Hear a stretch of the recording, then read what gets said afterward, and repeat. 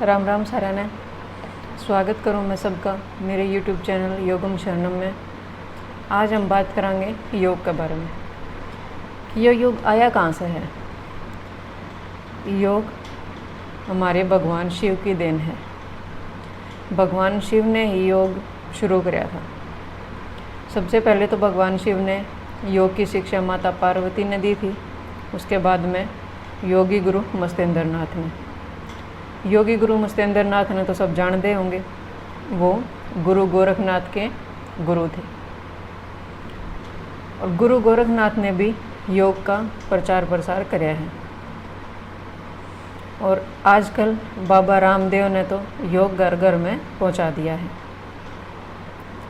स्वस्थ रहना कोई बहुत बड़ी बात तो है कौन। हम अपने जीवन में कुछ चेंज ला के या कुछ चीज़ा ने चेंज करके भी स्वस्थ रह सका। जो हम खाना पीना करा हाँ उसमें भी अगर हम छोटी छोटी चीज़ा ने बदला तो भी हम स्वस्थ रह सका। आज मैं आपने बताऊंगी कि आपने अपने दिन की शुरुआत किस तरह करनी चाहिए, क्योंकि मैं ये चीज़ें अपने जीवन में करूँ हूँ। मैं किस तरह से अपने दिन की शुरुआत करूँ वो मैं आज आपके साथ में शेयर करूँगी। और हो सके तो आप भी उन छोटी छोटी चीज़ों ने अपने जीवन में डालने की कोशिश करिए। सबसे पहले तो हम सुबह उठा हाँ तो हम सीधा चाय की तरफ भागा हाँ, वो सबसे गलत है। सुबह सुबह खाली पेट तो हमने चाय कदे भी नहीं पीनी चाहिए। हम सुबह सुबह तांबे के जग में रखे हुआ पानी पीस का। आप रात ने एक तांबे के जग में पानी भर के छोड़ दो और सुबह सुबह उठ के ने उसका एक गिलास पी लो। उसके बाद में आप 5 मिनट तक चलो। अब पार्क में भी टहल को हो या अपने घर की छत पे भी टहल को हो। 5 मिनट टहलने के बाद में आपने अनुलोम विलोम प्राणायाम जरूर करना चाहिए। इस एक प्राणायाम ने करने से भी हम बहुत सी बीमारियों से छुटकारा पा सकते हैं। अनुलोम विलोम प्राणायाम हमारे शरीर ने स्वस्थ करने के साथ साथ में हमारे मन ने भी स्वस्थ बनावे हैं। ये हमारे दिमाग ने भी शांत रखे हैं। जो भी हमारे अंदर तनाव है, गुस्सा है, वो सब अनुलोम विलोम प्राणायाम करके हम ठीक कर सकते हैं। आपने 5 मिनट ही अनुलोम विलोम प्राणायाम करना चाहिए। अनुलोम विलोम प्राणायाम करने के बाद में आपने कपालभाति प्राणायाम जरूर करना चाहिए। ज़रूरी नहीं है कि आप जोर लगा के ही कपालभाति प्राणायाम करोगे। आप आराम आराम से भी करके ने भी इसका फ़ायदा उठा सको। कपालभाति प्राणायाम भी आपने कम से कम 5 मिनट करना चाहिए। 5 मिनट नहीं कर सको तो कोई बात नहीं, आप 2 मिनट 3 मिनट कर सको, फिर धीरे धीरे आप इसका टाइम बढ़ा दो। कपालभाति प्राणायाम करने के बाद में आपने 5 मिनट भ्रामरी प्राणायाम करना चाहिए। भ्रामरी प्राणायाम करने से हमारा दिमाग एकदम शांत रहे और सोचने समझने की शक्ति भी हमारी बढ़ जाए, क्योंकि भ्रामरी प्राणायाम एक ध्यानात्मक प्राणायाम है। इसमें हम अपने अंदर ही अंदर ओम का उच्चारण करा। जो ओम की ध्वनि है वह इस संसार की सबसे बड़ी ध्वनि भी है। ओम की ध्वनि के आगे बाकी सब कुछ है ही नहीं। ओम की ध्वनि के आगे कुछ भी नहीं है। इससे हमारा गुस्सा भी शांत हुए है, हमारा तनाव भी कम हुए है, सोचने समझने की शक्ति भी बढ़े है और हमारा मन और शरीर तो मजबूत इससे बने ही बने हैं। आपने अपने जीवन में ये 3 प्राणायाम तो ज़रूर करने चाहिए। कोई ज़्यादा टाइम तो लगता नहीं, सिर्फ 15 मिनट का ही काम है। 15 मिनट तो हम अपने खुद के लिए निकाल भी सकते हैं। सुबह शाम दोनों टाइम आपने ये तीनों प्राणायाम जरूर करने चाहिए। और इसके बाद में जैसे कि आजकल गर्मी बहुत ज़्यादा हो रही है तो गर्मी से बचने खातर हमने शीतली प्राणायाम और शीतकारी प्राणायाम ये दोनों ही करने चाहिए।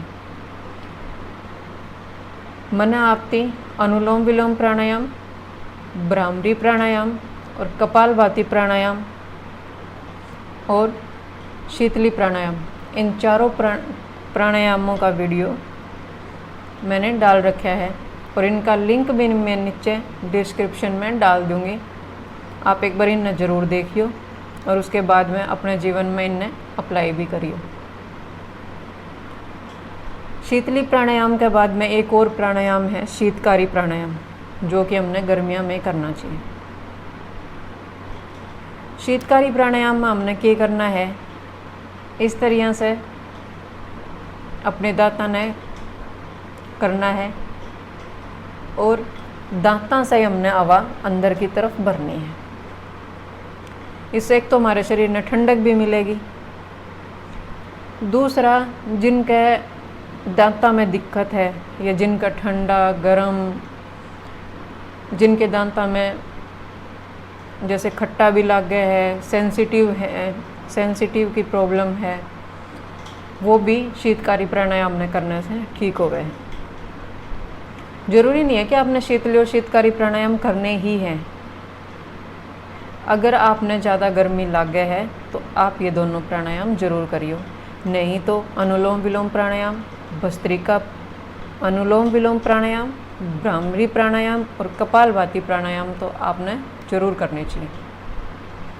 अब मैं बात करूँगी अपने खाने पीने की चीज़ों के बारे में, जिनमें कि आप छोटी छोटी चीज़ों में बदलाव ला के भी आप स्वस्थ रह सको।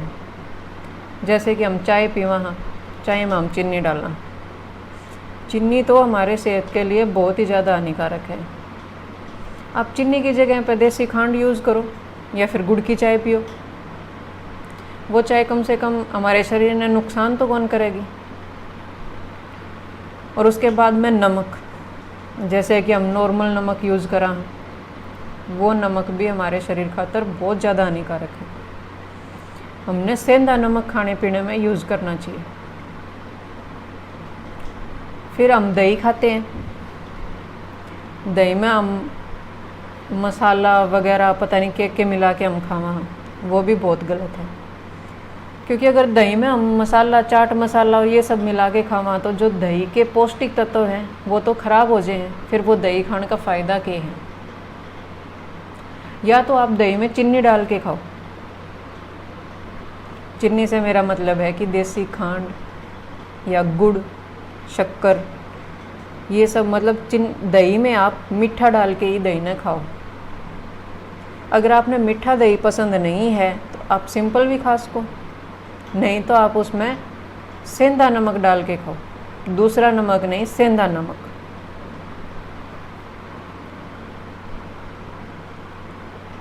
और अब हम बात करेंगे अपने जैसे दोपहर का खाना, रात का खाना, उसके बारे में। हमने दोपहर का खाना खा लिया 1 बजे।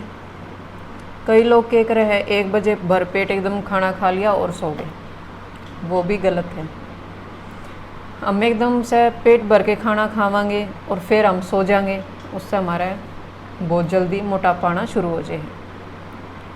हमने खाना थोड़ा सा भूख से थोड़ा सा कम खाना चाहिए।